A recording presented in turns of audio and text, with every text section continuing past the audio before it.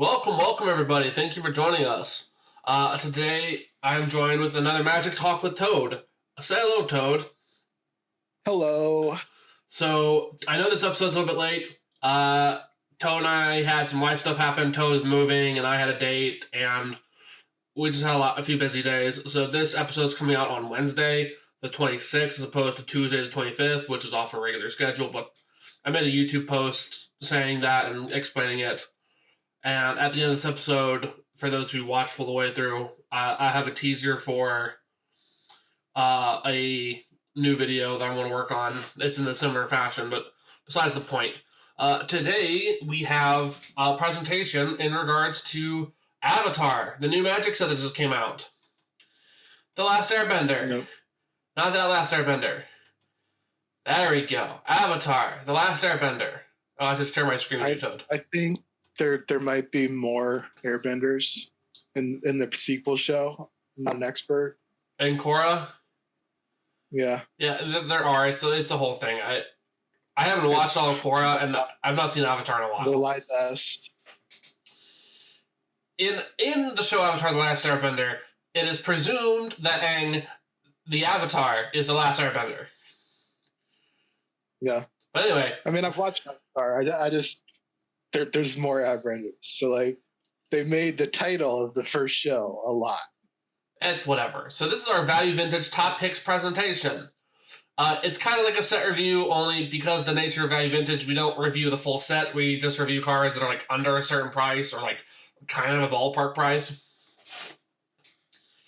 So, yeah. Yeah, we have a hard limit of about $5. And a lot of the cards on this list are not going to look super strong, but they're also under a quarter. So cards that are under a quarter are kind of free. And so we have some role player type cards that you can use to fill out decks that are not going to cost you a lot of money. They're not the best cards ever, but they're doing things that some decks might want to do. Yeah.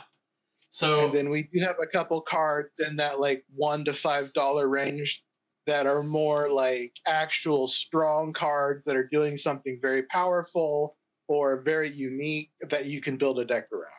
So at the time of making this, I actually looked at $3 or under. Some of the cards have risen in price, and like Toad can look at the prices as we talk.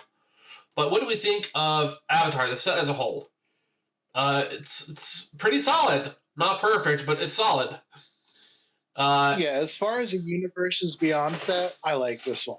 It's a bit simple sometimes. Other times it's kind of complicated. Like, it's not a core set, but it's kind of like a core set.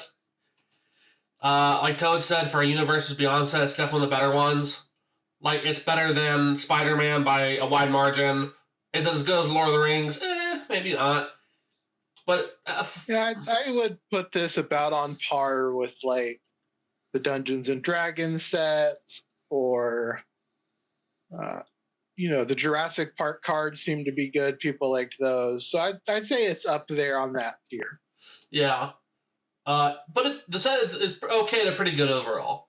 Like, I played a little bit of on Arena, and like it's fun. And it's just like sometimes you're left wishing like a little bit more. Other times you're just like whatever. But what about for Value Vintage? It's pretty solid. Not perfect, but it's solid.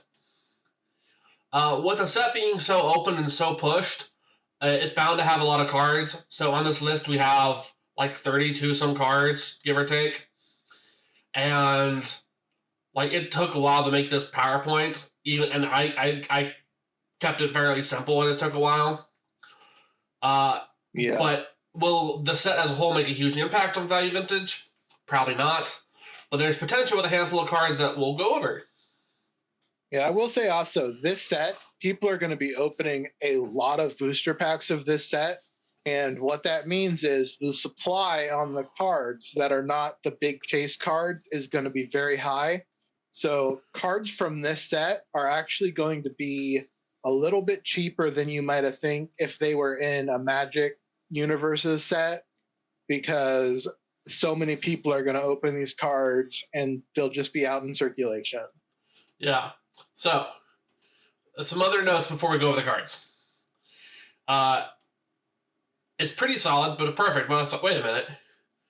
Anyway, allied decks. Sure, we did this already. Allied decks don't seem super strong, so we didn't include a whole lot of them other than independently strong ones or ones go to changelings. And we'll go over changelings in a little bit. Don't spoil it yet, Toad. I have it written down. Changelings will come up. The ally decks, to me, I've seen people building them, and they don't seem terrible. Like, if you want to play them, go ahead and play them. They just seem mostly to be human decks that are just a hair weaker. Yeah. From what I've been seeing people work on. Also, most of the lessons are pretty solid, because this has a lot of lessons, because this is a whole set theme. Like, if you're playing a deck with Learn, like any of the decks running first day of class, there's probably a really good lesson you can pull out just because.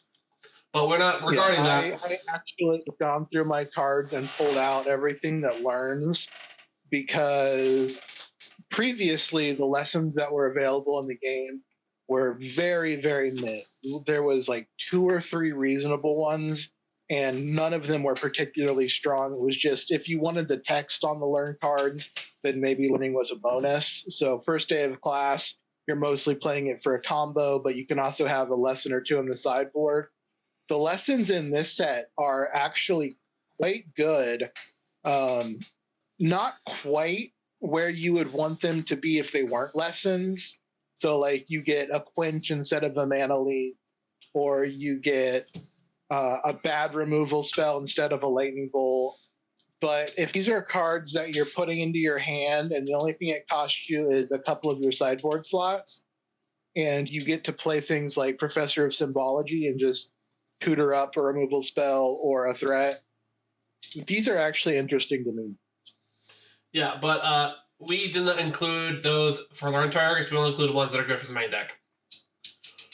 Yeah, I think 90% of the lessons in this set are playable if you are learning for them.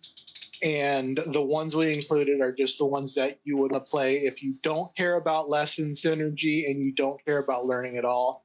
I think a couple of them are still totally fine main deck cards. Yeah. So it's good to care about learning. Learning is good. We should learn more as adults. Anyway, so the cards. Learning is half the battle. Yes. G.I. Joe. Anyway, this is Avatar, not G.I. Joe. Book 1, the expensive cards. So we're going to go in price order. We're starting with the more expensive cards, because these are the ones where like they're a bit more of the focus, and they're ones that will take up more of the budget. And like these ones you won't have a whole lot of. These ones you really have to build around or like have a certain spot for. And then as we go through the video, we'll get to ones that are more like role fillers and other ones. Like I have them sorted into books, and like it'll make sense as we go through. But we're starting off the expensive cards. These range from $3 to a bit more than $1 as of the time of writing. As we are recording, the prices have gone up a little bit, which Toad has pulled up the check. But when I originally wrote it, they were all roughly like $3 to $1. So the first one we have is Monk Gyatso, or Gyatso. I've not seen this show in a while. Yep. So this guy is sitting at about 335 right now. But this is one of the few cards in the set that I think actually does justify that kind of centerpiece deck price, because what he is doing is very powerful if you can do it repeatedly. Yeah, it is expensive both mana-wise and price-wise for a value vintage list, because it's 10% of the deck for a single card. But it's a really good flicker value engine that can potentially be infinite with Cloud of Fairies or Peregrine Drake and another target. So like, yeah, you can do some interesting stuff with this guy. Opposition is another card where you can use it to slow down the opponent to let you get to that board state where you can repeat this, and then just start repeatedly casting something like Peregrine Drake to make infinite mana, or just if you have impact trimmers or something, Cloud of Fairies. But mostly what this will do is, first off, they have to kill this guy first, because they don't want to let you airbend something like a White Plume Adventurer or a Null Drifter, which are things that people might be running with this guy. because that's just going to give you whatever their trigger is again very cheaply. So this guy kind of was going to draw removal, which means you probably want to be able to protect him. The good news is Benevolent Bodyguard is an effect that targets your own creatures. So you can use that to airbend your other guys if the opponent is not pressuring your monks. This guy just is very flexible as a blink engine. And this type of repeatable blink engine has proven to be playable in a lot of formats in the past. I'm hoping that his price will come down to around the $2 mark. It really depends on if the commander players really want to pick this up or if he does anything. I don't know what the legality is on the TLE cards, if they're going to be standard legal or not. Yeah. Oh, we also, for the set review, we included both Jumpstart / Eternal cards and the main set. That's important to know. Yeah, we included everything. So that's why this has so many cards on it compared to, like, you might see a top 10 list or a top 20 list for just Last Airbender set. But we also wanted to include the Eternal because Vintage is an Eternal format. These cards are perfectly legal. Yeah. So for the next card, we have Mai, Scornful Striker. Mai is a really good anti-storm hate bear. Red usually gets these. The hard part is it's symmetrical, so it's a build around. But with all of these sort of like symmetrical, like Punisher effects, they can get really out of hand really fast. And if you play them against the right matchup, you're just guaranteed to win. Yeah, Red gets this version of hate bears a lot, but Black only gets them occasionally. And this is a very strong rate, being 2 mana for a 2/2 first strike and then 2 life for spell. If you are an aggro deck and you are pushing damage reliably, this can legitimately do, over the course of a game, 6 to 8 damage to the opponent, which is going to speed up your clock against a combo deck very much. Yeah. And the other thing is, a 2/2 with first strike is a 2/2 for 2 with first strike. That's just a bear. A 2/2 for 2 is a bear. That's okay. With first strike, it's nuts. Because the first strike on Thalia, which fills a similar metagame slot as this for white, the first strike does a ton of work because a lot of combo decks will incidentally have creatures laying around, whether it be like Goblin Electromancers or Cloud of Fairies or something. And if you wouldn't be able to attack into those because they can trade for your hate bear and then unlock the board, that's a big problem for your pressure. But if you can attack Thalia into the Cloud of Fairies or Mai into their Electromancer and they just have to take it or lose their engine piece, it's much stronger. Yeah, so you're just chipping in damage over and over again. It's a pretty nutty card. Next is... And she is sitting at about $2. That's not too bad. Let people know. Yeah. But this is a card that you can... Some decks will just have $5 to $10 of budget left over. And a lot of the time you want to just put that into your mana base. But if you want to spend $2 on a couple sideboard cards, it's not the end of the world. And I think this one will earn her slot if you do that. Yeah. So next up we have Firebending Student. This is one that Toad's not too hot on, no pun intended. But like I'm not an aggro player. Like, I'll just say that right up front. I am not an aggro player. I am not a prowess player. I'm not a storm player. I don't usually do what this card is doing. And it's about $1.50 right now. So it doesn't impress me for $1.50. But Drew does like this kind of card. So I'm going to let him talk about it.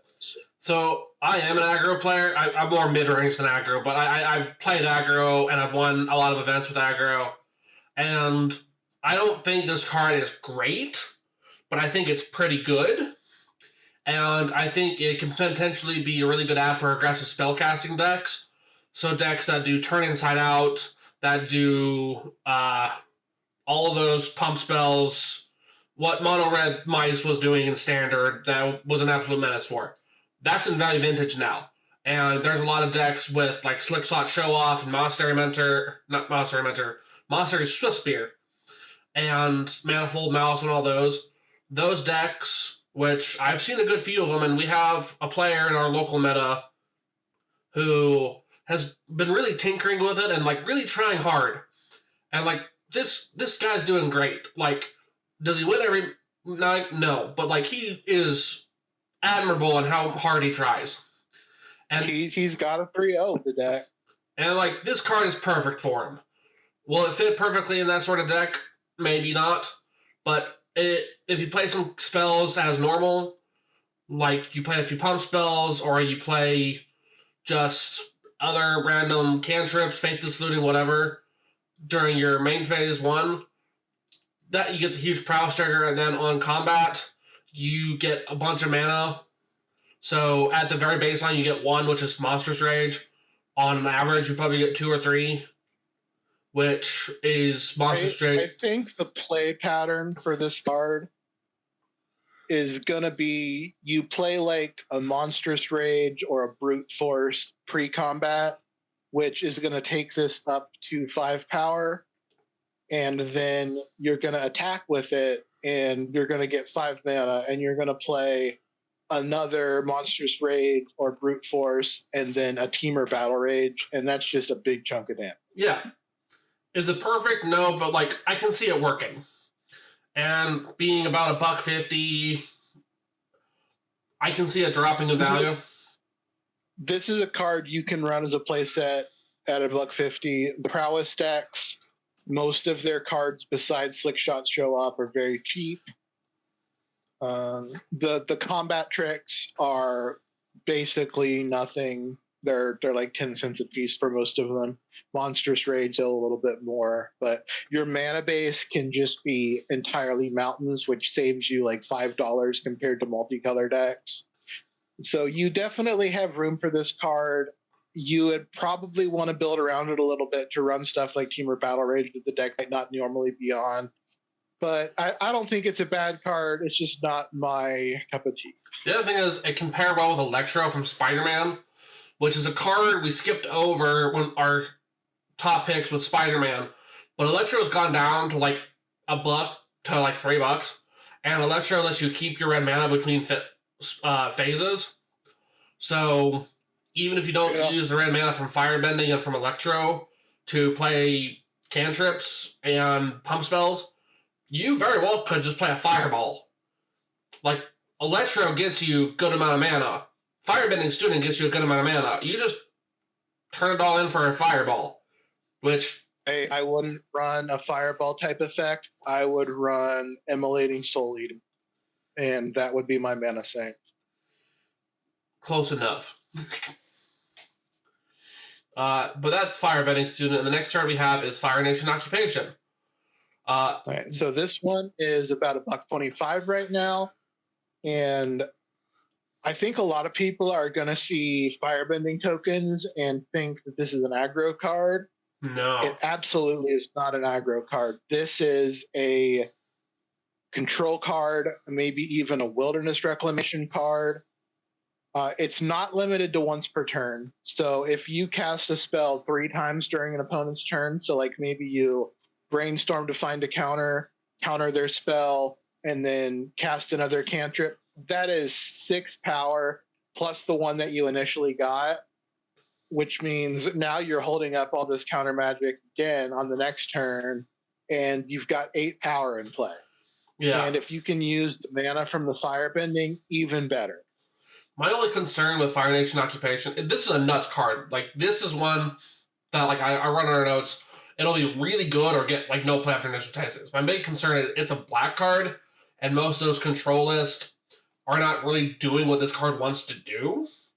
And you'd have to run Wilderness Reclamation for green or blue for cantrips, so you get spells in your opponent's turn. It's a little bit awkward. And being 3 mana and not doing a whole lot immediately and requiring a lot more work to put into it, that's one of those ones where, like, that very well may be the thing that breaks it. It immediately comes down and it puts a body on the board. So you have a chump blocker, or if you're lucky, a 2/2 that trades with something, and then it just makes all of your interaction much better. This is kind of like a Talrand for 3 mana. Yeah. But the tokens it makes don't fly, and it's cheaper. So, like, your trade-offs, and also enchantments and value vintage. Very true. I believe, are the hardest permanent type to deal with. There are boom bust decks that are going to pressure your lands. There are tons of decks that are going to have creature and artifact removal main deck. Enchantment hate is usually more of a sideboard thing, unless it is just they're running main deck artifact hate that happens to hit enchantments, or they're on something like prismatic ending that just hits everything. Yeah. So enchantments are a little bit stickier than something an artifact like Retrofitter Foundry is, and they're much harder to answer than creatures. So Very true. I would expect this to come down and hang out for a while, which means you're going to have plenty of opportunity to cast those spells on your opponent's turn. Yeah. One interesting thing with this card that I could actually see making a new deck is a Turbo Fog deck. Oh, yeah. That would be interesting. So every time you fog, you get a 2/2, and eventually you're just going to have all these 2/2s. The opponent might have a board because you're fogging them instead of wrathing them, but it does eventually build up. Like if every spell that you draw comes with a 2/2 and every spell that they draw might not do anything, eventually you get to a winning board state. Yeah, that's fair.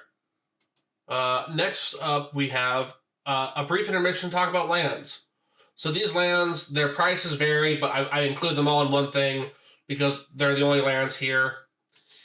First up, we have Abandoned Air Temple, which is probably the best out of them, and it's lingering at about $1.25, $1 last I checked. No, it's down to $1. It's down to $1. So when we did the shrimp fried rice video, I had some Abandoned Air Temples in that deck, and I said, this feels like a $1 card, not a $2 card, and it has come down $1, and I think this land is quite strong. Yeah. This is... you can run a mono white deck with a mana base that has this, Castle Ardenvale, and some Dust Bowls in it, and you can mess with your opponent really well with just your land, which you get to play more interaction in your spell slots. Is this too expensive to see play in Yojimbo? Yojimbo is not a go wide deck, so it doesn't really want this type of effect.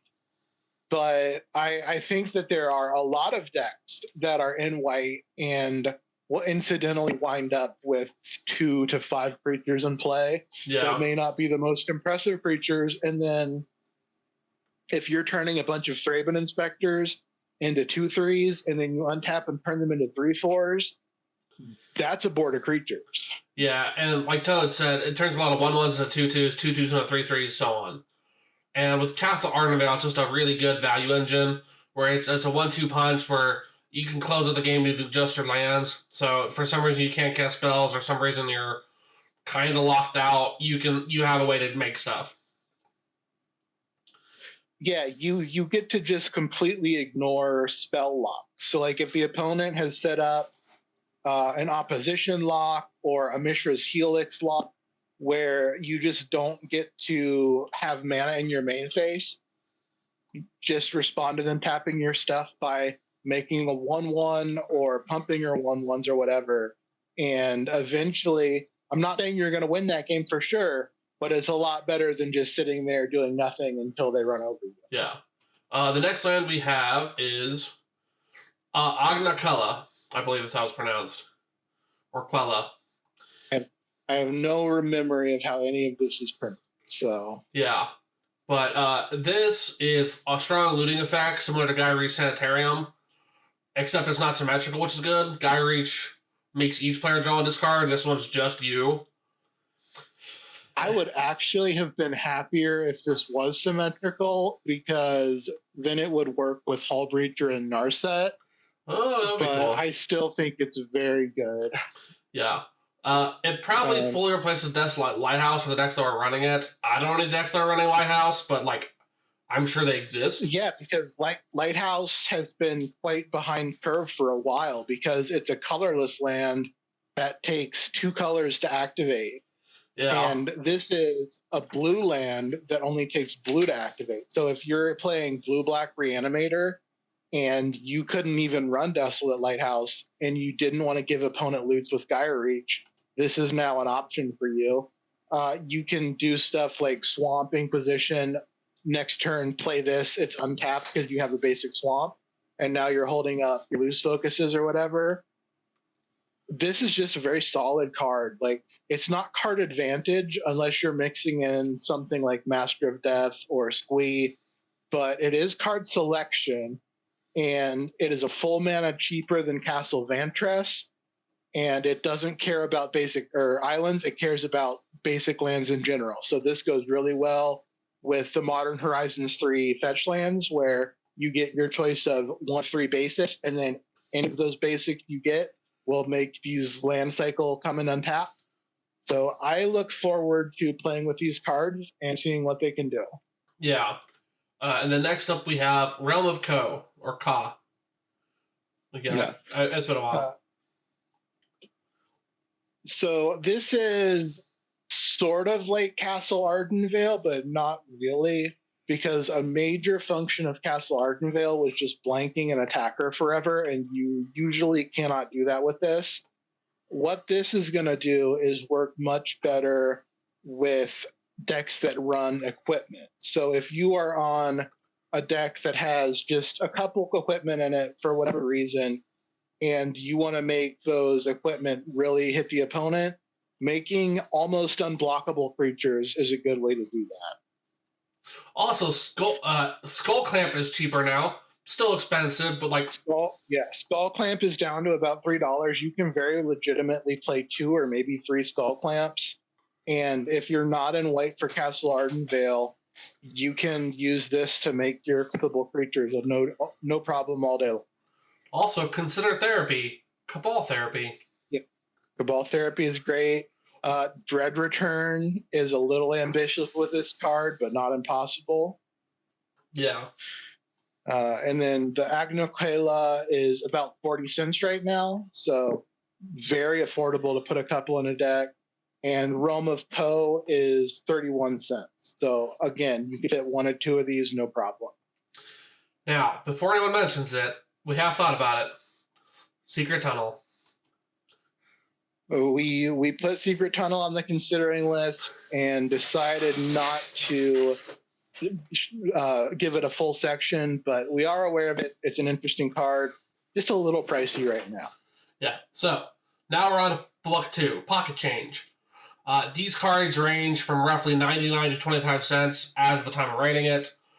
Some of them have gone a little bit cheaper, some have gone more expensive, but like they're still roughly in that ballpark. They're less than $1, which means they're pretty good role fillers, and they're pretty versatile. And like these ones get like a one-on-one treatment, just like the last book did. But these ones I feel are probably the meat and potatoes of what the cards we'd be looking for. So the first one we have is Airbender Ascension.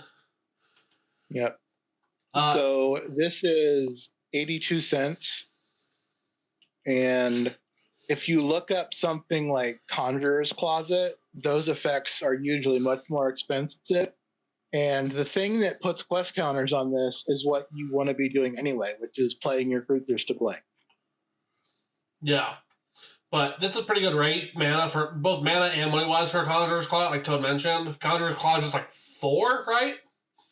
4 mana? I think it's 4 mana. But 4 creatures... 5 mana.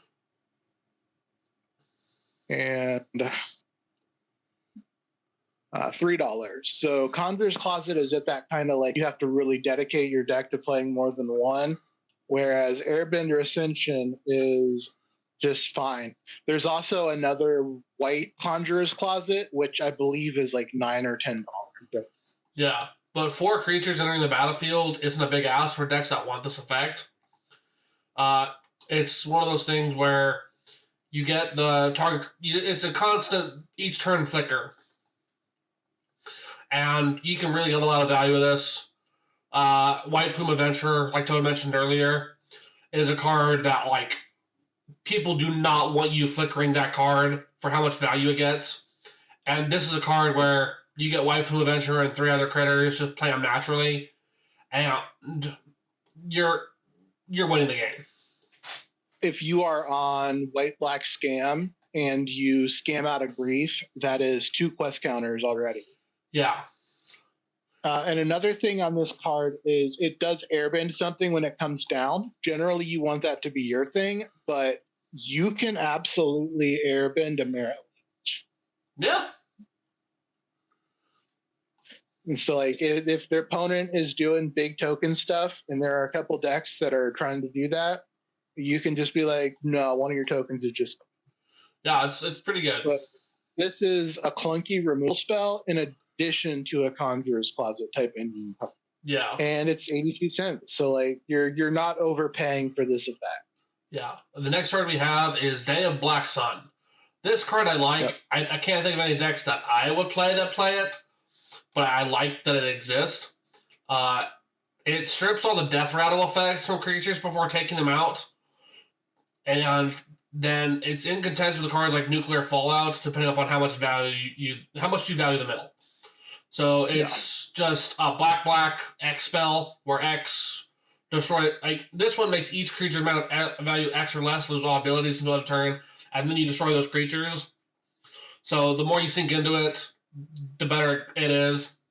But like, yeah, I think most of the time you're gonna want to be playing this for 5+ mana, so it is a little bit slow. However, again, like we said with Airbender Ascension, this is great against tokens. Oh, for sure. Like, it doesn't stop all death triggers. It only stops the death triggers that are on the creatures you're destroying. Yeah. So there are like Bastion of Remembrance type enchantments that will still matter. But if the opponent is on Marionette Apprentice or Disciple of the Vault or any stuff like that that's trying to really punish your sweepers, or the mice that deal damage to their power when they die is another thing that people are building around now. This is a pretty reasonable rate. If you can cast this and do work for 2 or 3 mana, it's great. If you're paying 4 to 6 mana, it's a little bit clunky, but it might be better than a Languish in those situations still. Yeah. And it's sitting at about 65 cents. That's pretty good. This next up, we have Waterbender Ascension, which this one's a lot different than Airbender Ascension. It's weaker than the Air one, but has its potential spots. With enough creatures, it can start drawing cards the turn it comes into play. And the unblockable can be relevant in regards to initiative and like if the board gets really cluttered. Yeah, if you... I usually see blue decks that are running curiosity type effects in like piles of them and not just one. This is kind of another curiosity effect that you have to build up. So if you have a creature with a curious obsession on it and a Waterbender Ascension, you really just want to get that creature through and draw your 2 cards or whatever. So you can do this. And if you have a board of creatures that can't attack, you can use them to make it unblockable and hold up your counter magic or your bounce spells or whatever you're doing in blue. Yeah, we'll come across some other waterbending cards in the list. Waterbending is... all of the bending abilities are really good. The ones you'll see the most on here are earthbending, waterbending, and firebending. But firebending is not really the most relevant. It just kind of happens. Airbending is really good, but like it's situational. Waterbending is deceptively powerful. Yeah, it is improvise plus convoke that can't reduce the mana cost, but only at extra costs. So improvise and convoke have been strong abilities in the past. And I think a lot of these waterbending cards are things that I am interested in at least testing. Yeah. Next card is Elemental Teaching, which is our first lesson. This one gets a whole block of text. It's 2 lands in play, 2 in the yard. So it's kind of like a Fact or Fiction in a weird way. Well, it's just gifts ungiven for life. Yeah, just give them gift. That's a better way of saying it. It can guarantee a specific land with Glacierwood Siege, which is a neat little interaction. And you can set up Dark Depth and develop your mana at the same time, which is cool. But the big thing is you need to get value from the lands in your yard for it to really matter and really be impactful. But for 5 mana with that much value, it's pretty good. If you're getting the worst 2 out of 4 lands, that's not great. If you are getting the worst two and then untapping and somehow playing the best out of the other two, and then later on you can get the remaining one, that's fairly good. I think this could be a wilderness wreck card, but probably not. I think it's more likely that if there's a deck that wants this, it's going to be a new deck or a deck that's heavily altered to fit this set. Yeah. But it is And instant, it is so 33. Yeah. So next up, we have more book 2. For next card we have is Obsessive Pursuit. This is a very strong clue generator for mid-range and control list. It might very well fit into the one card we mentioned earlier. But this is a cool one where when it enters at the end of your upkeep, you lose a life and create a clue token. So it's kind of bad for Rexian Arena, but there are decks playing for Rexian Arena. So, and then I am a big fan of putting artifact tokens into play. Yeah, you and your game objects. And then, the second half of this card, when you attack, you put counters on an attacking creature for each permanent you sacrificed, and if it's 3 or more, it gets lifelink. This card seems really good to me, and I think it is an Asmo card. You think it's an Asmo card? You the beginning of your upkeep, you make a clue. Okay. So you pay 2 and sack the clue to draw a card. Okay. Then you sack 2 foods to deal 6 or to have a creature kill itself with Asmo. And then you attack with Asmo, and Asmo becomes a 6 lifelinker. Oh. Yeah, that's pretty good.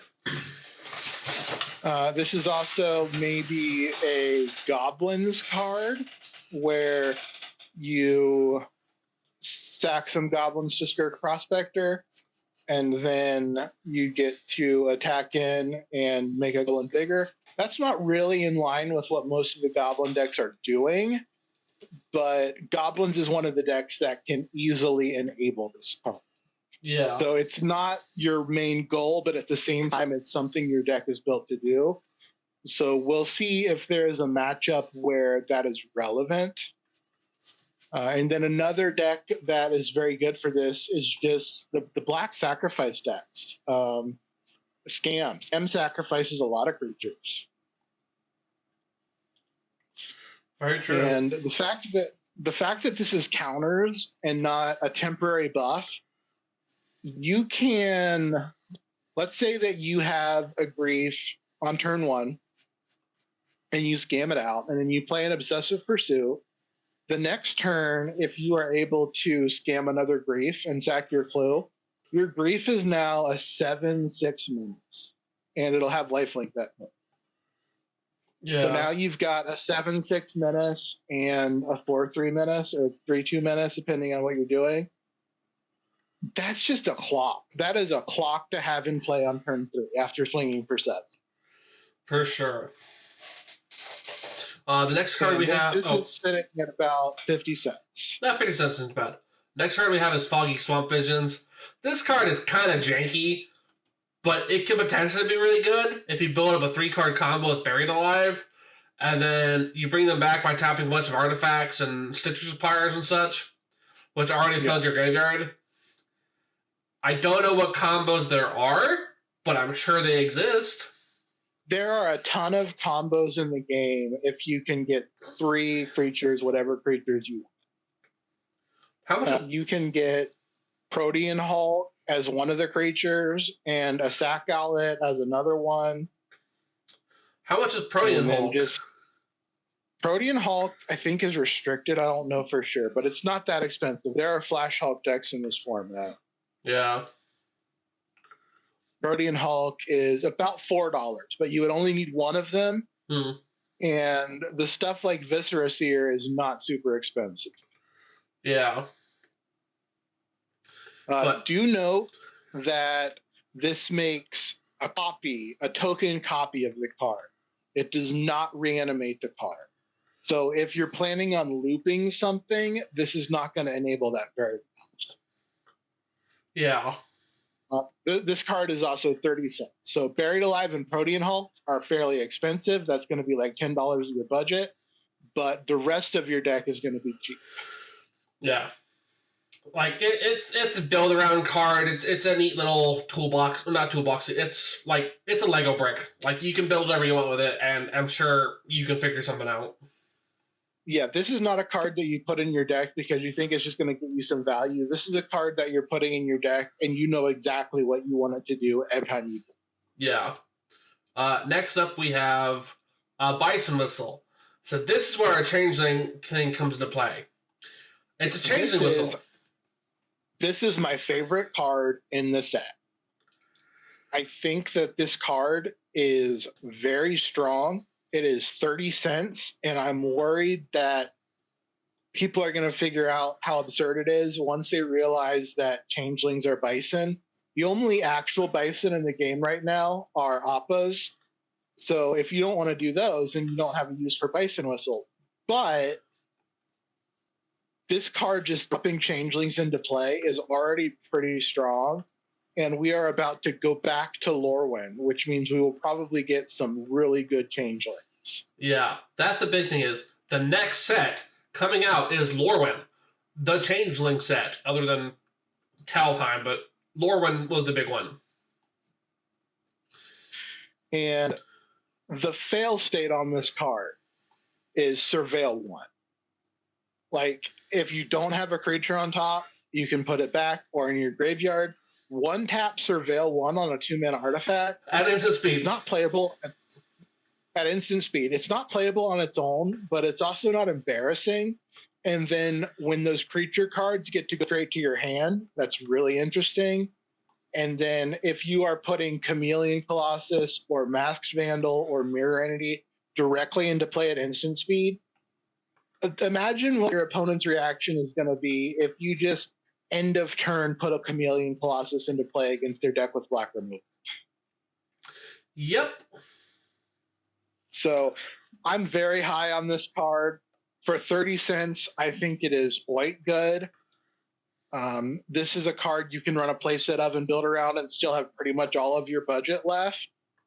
I don't know what I'm going to do with this card. I might wait till Lorwyn comes out and see what to do with it, because Masked Vandal and Chameleon Colossus are not bad cards, but they're also kind of niche. Like, your opponent either be a black deck or an artifact or enchantment deck.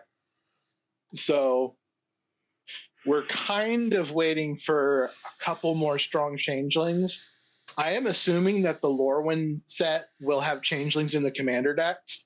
So if we get some changelings that are pushed for eternal play, this card could go nuts. And the only thing I'm worried about is if it spikes in price. Yeah, but for now, it's something we're keeping an eye on. The next card is Nyla, Sure Shoe Sleuth.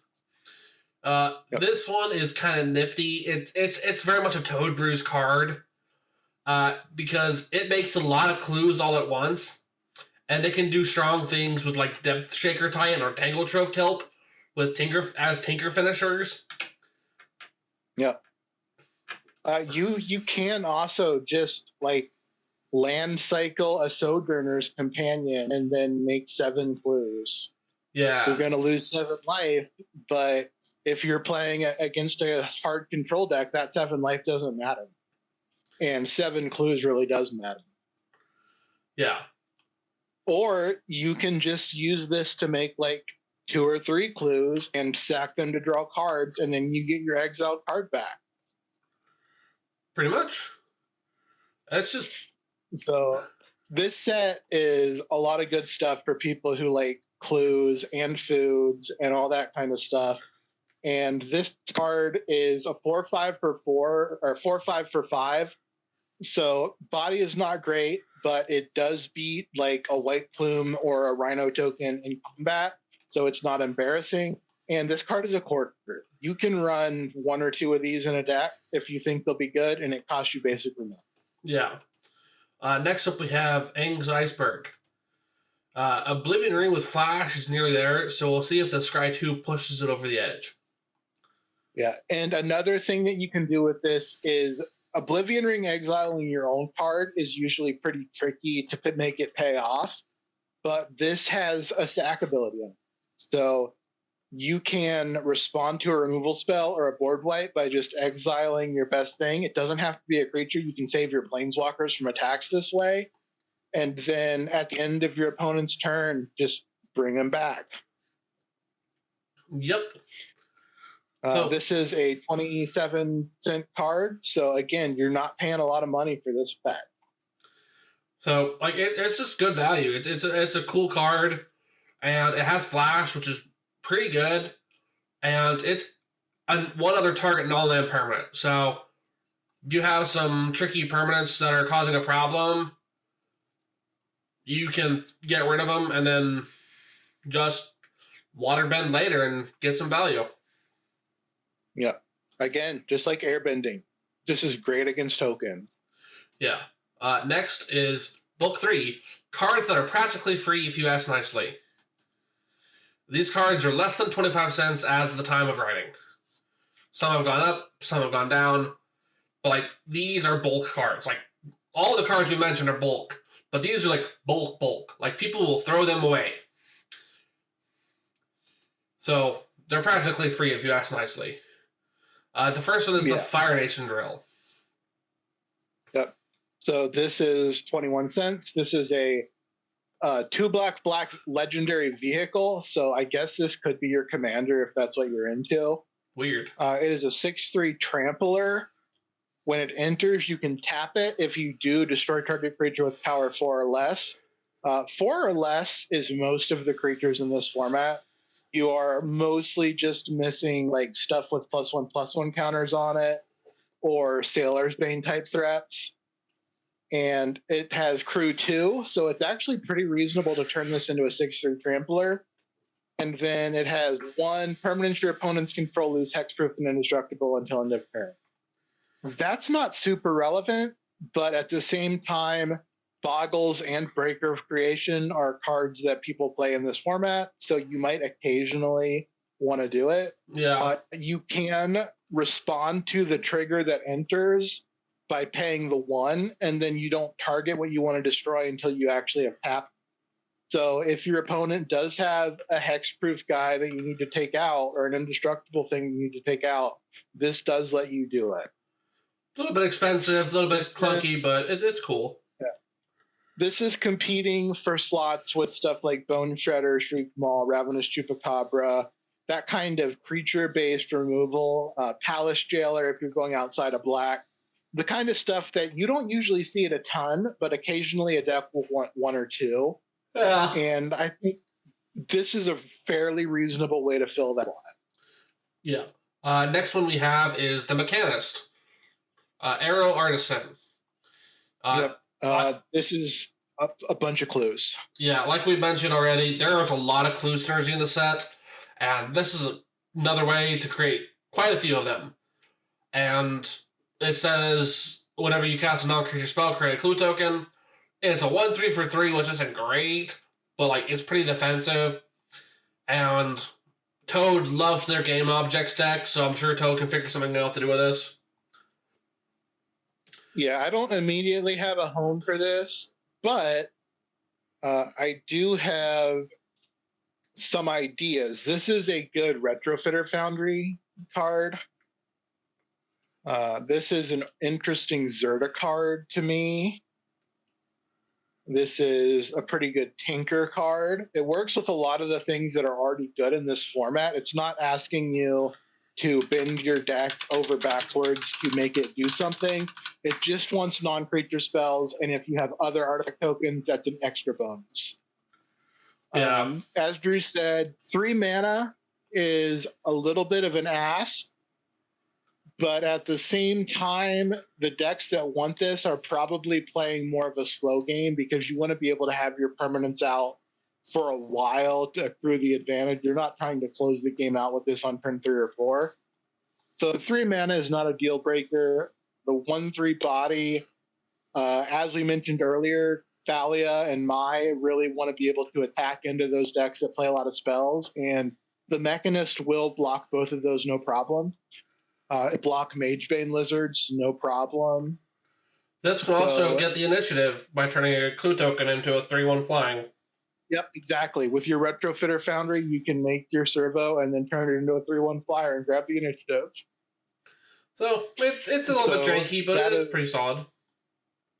Yeah, it only saves you a little bit of mana over just turning something into a Thopter, but if you don't have your Zerta in play or whatever, that mana can be important. Yeah, next and Retrofitter Foundry is going to make a clue when you play it with this guy. So it's all kind of working together. Next up, we have Raven Eagle. That Mechanist went away. More clue cards, more graveyard hate. It's okay at contesting initiative, like we just mentioned with Mechanist. The life drain on this is slow, but could add up with instant speed draw spells. So, like, it's also good with the firebending card we mentioned earlier, the black one. This might not fit in the same deck, but it fits in the same archetype. Yeah, this guy I'm really on the fence about. I like the card. I'm not sure if it's good enough. It is only 15 cents. It's not a reliable draw engine. It is pretty reliable as a life gain engine, but it's doing it in very small chunks. And 3 mana, 2/3 flyer. Again, this is fine for contesting initiative, but it's not winning any real fights. So if the opponent has a real flying creature, like a Timeless Dragon token or something, you're just bricked by that. Hey, if you're going to try to make Owling Mine in this format, good card to try it with. We are not doing that. You'll make a Sonic the Hedgehog value put this list, but you won't make Owling Mine? What the hell? Sonic the Hedgehog does not give the opponent the cards to beat you with. Anyway, the next card we have is Enter the Avatar State. We see cards like this a ton, but like really it's just an instant speed lesson that gives hexproof. But like some of the other abilities are relevant. Like for those aggro decks we mentioned earlier with Firebending Student, they might go into Boros and play this card just to like pump up their thing and get a bunch of life, which those red decks really need sometimes. Yeah, well, so how this would generally work is with Firebending Student, they're going to want to destroy it before you attack with it so you don't get the big pile of mana. And you're going to be able to give it proof, which is what you're really caring about. But then it also gains flying and lifelink for when it does attack, and it gets another prowess trigger. So you are getting a lot of value for this over something like Blacksmith Skill that's just going to protect the creature. Yeah. Like if you are in a racing situation and you're doing 10 damage, that might not be enough. But if you are doing 10 damage and gaining 10 life, you probably close the door on what the opposing aggro deck is doing. Yeah. So this is one that I think is main deckable because you really care about the hexproof, but flying is relevant and the lifelink can be relevant, especially if you're using it on something like Volcano Hellion to be a combo piece. Volcano Hellion, you're beloved. I've been a Volcano Hellion player for like 10 years, and there's video evidence. Next up, we have Meteor Sword. It's just Meteor Golem, but for our equipment decks instead of creature decks.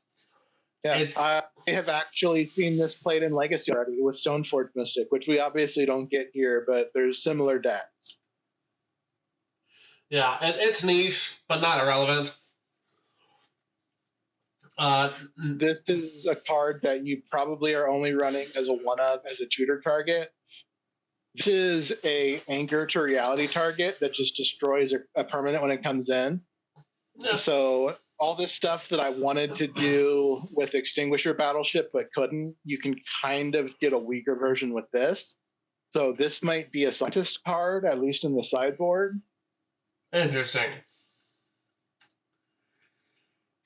And then once you have it in play, the equip part is not bad. It's like +3/+3, which makes most creatures into respectable bodies. Yeah. The next card is Boiling Rock Rioteer. A 3/3 for 3 is pretty good rate, and it's decent graveyard hate, but it can't cast. It can cast Changeling, so that's kind of cool. So it's just a good value card, and it's like 15, 20 cents. This guy, to me, is kind of existing in the same space as Graveyard Desecrator or Cemetery Trespasser, or whatever the guy's called. Instead of having Ward discard a card, has the Firebending and the cast ability. So I'm actually interested in this guy just because they kill the first one, and the second one can get it back. Yeah. So you don't even need to be doing a ton of ally stuff or even changeling stuff with this guy. Like, if you have these guys and Masked Vandals in your deck, you're probably good enough on this. Because that is BR8, Artifact Destruction, a reasonable attacking body, and then you just get to do the like Inquisition Hymn type stuff that the green-black deck's doing. Yeah, that's pretty nifty. A little bit janky, a little bit. Yeah, it's okay, but it's neat. The next card we have is Duty, one of many. This is a fun card. It turns artifacts into 2/2s. So this is a sacrifice outlet for your creatures and your artifacts. It's not a great sacrifice outlet because it's pretty much once per turn. But a 2-mana 2/2 can do combat. Not great, but it can. And then if this sits in play for 2 or 3 turns, suddenly you've like turned some random artifact tokens into like 8 2/2s, and then you're kind of cooking. Yeah. It's cool. It's cute. It's kind of sinister looking. Is it as good as the rats that do the same thing? No, but like, the rats are more expensive money-wise, so whatever. Well, the rats are making you discard cards, and they cost quite a bit more mana. And I think that Pack Rat is a card that kind of demands removal. So it's going to get Lightning Bolted, Swords to Plowshares, whatever, when you play it. Whereas Judy does not really demand removal because it's not as strong. But if they don't remove it, then it's an army of creatures. Yeah. You do have to keep feeding it, so you're going to want something like Obsessive Pursue or the Army of the Dead or whatever, the Bitter Blossom for Zombie Amass, stuff like that, where you're kind of generating tokens reliably.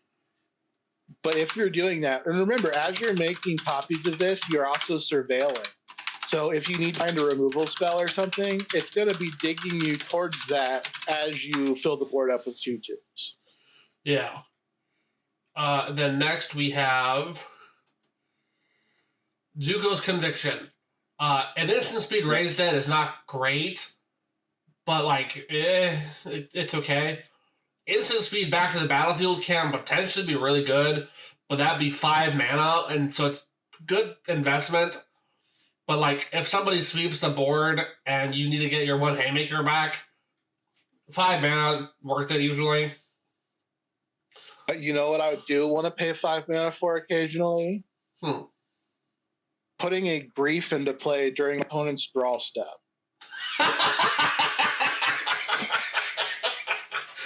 Yeah, you can do that. I think that, there's a thing you can do. If you're playing like other scam creatures like Fury or Truth Maul, putting them into play at instant speed is still going to give you most of the value, even if they're tapped. I don't think that this is a Aura card. I think that this is like a 1 or 2 of that you play in a scam deck or something similar. And most of the time you're just raised deading your Grief. But if the game grinds out and the opponent is down to like 1 or 2 cards in hand, taking one of those cards is really strong. Yeah. And you get your menace creature, your double strike creature into play.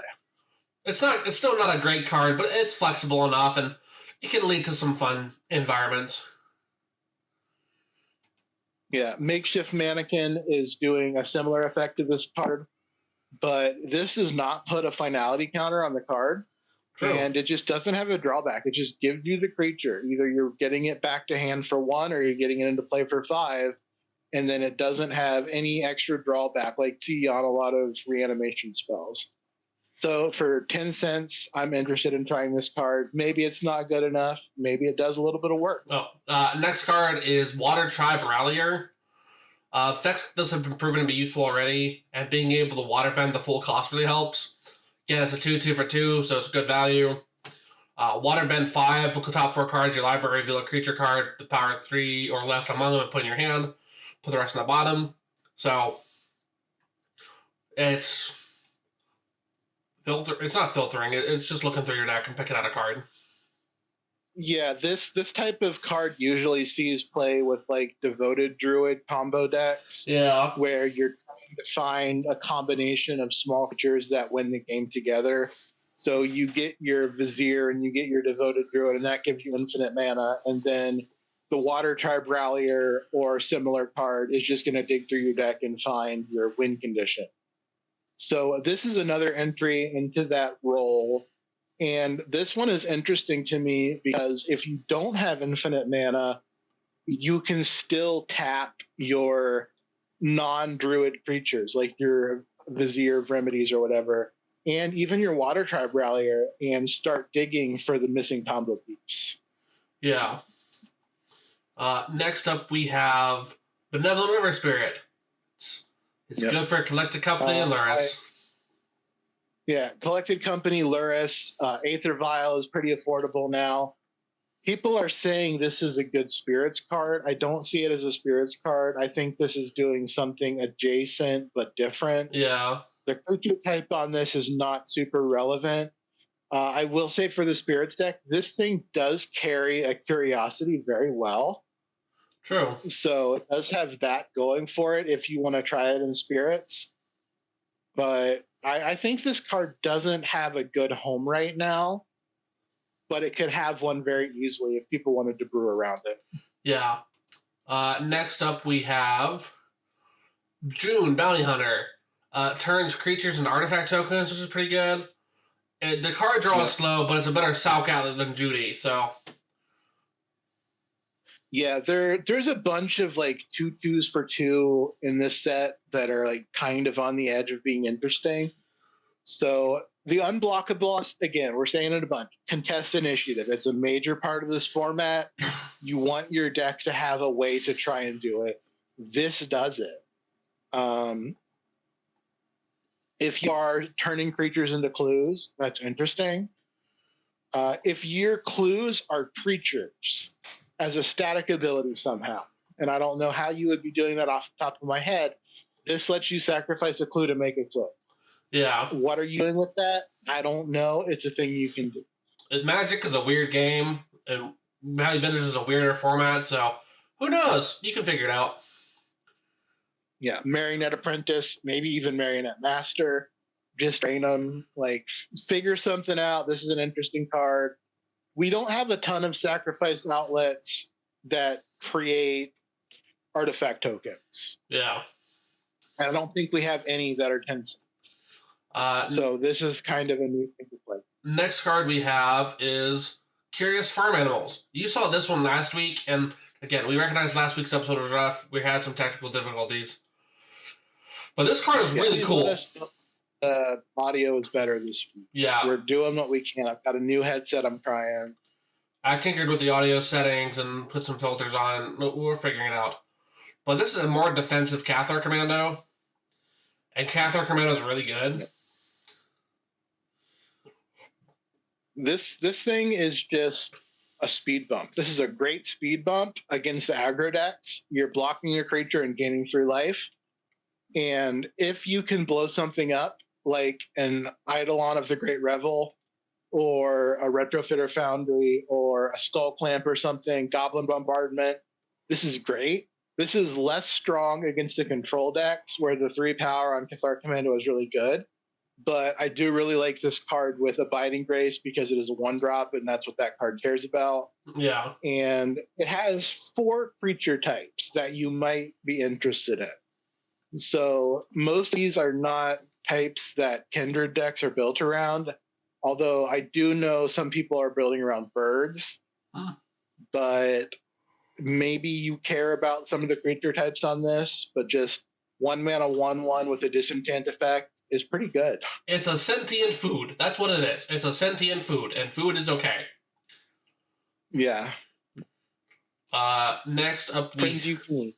Friends you can eat. Next up, we have Air Nomad Legacy, which, again, is another one of those cards where, like, we don't have a deck for it. Doesn't mean you don't have a deck for it. It's favorable This wins card plus is glue. It's 6 cents. Like, who cares? This card is so cheap. I know that people like their favorable wins Imperial Eagle decks. I have never gotten one to work. 2-mana anthems are where you want the effect to be. This one is kind of cantrip, so that's even better. But, like, I don't have a deck for this. I think somebody out there has a deck for this. And is anybody interested in a flying-centric Tinker deck? Hey. Yeah. I mean, Sphinx of the Steel Wind is a flying creature. It is.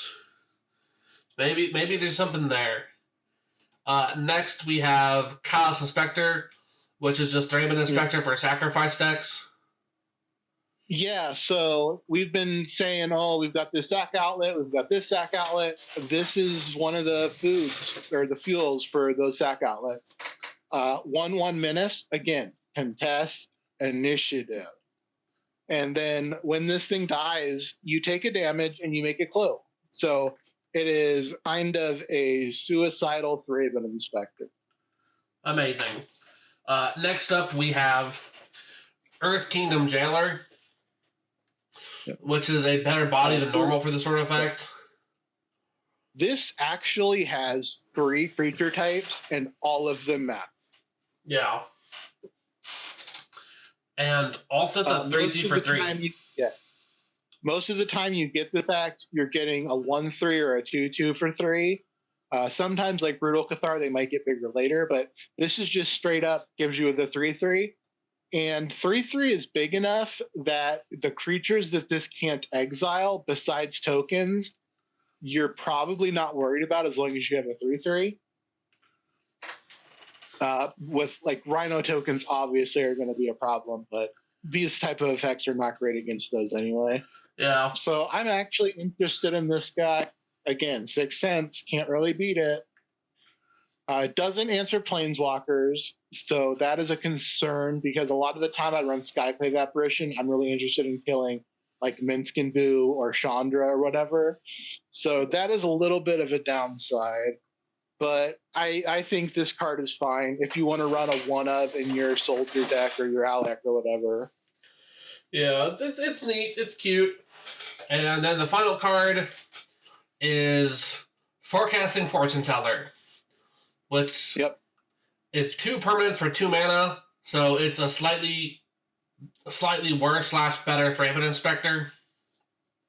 This is a blue Thraben Inspector. So yeah, that's just it. It's just a 1/3 for 2 that makes a clue. This curves into Tinker. If you are playing a sack deck, this is 2 things you can sack. I don't think that this card is great. Like, I don't think that Thraben Inspector is great. It just does work. And this card is 4 cents. Yeah. So that's the cards. Conclusion. That was a lot of cards. A lot of stuff. A lot of stuff in this set to play with. There are probably another 10 or 15 cards we could have mentioned, but we wanted to go with stuff that was well under $5 and not talk about every ally and every lesson. Yeah. So, yep. We look forward to seeing if our predictions are correct. We've been mostly right on our guesses so far. Not all have been hits, but in the past few set reviews, we've had a few cards that have worked really well. No crazy haymakers, no real, like, holy cow, this revolutionizes the format. But, like, that's kind of just the nature of Value Vintage, is there's never really one card that warps everything. It's just stuff falls into our laps, and we're like, hey, we get it now. Nadu. And that's kind of fell into our laps. Nadu, everything, yeah. Here is my takeaway from this.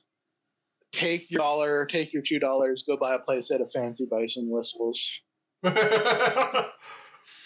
Worst case scenario for this card, they drop another nickel.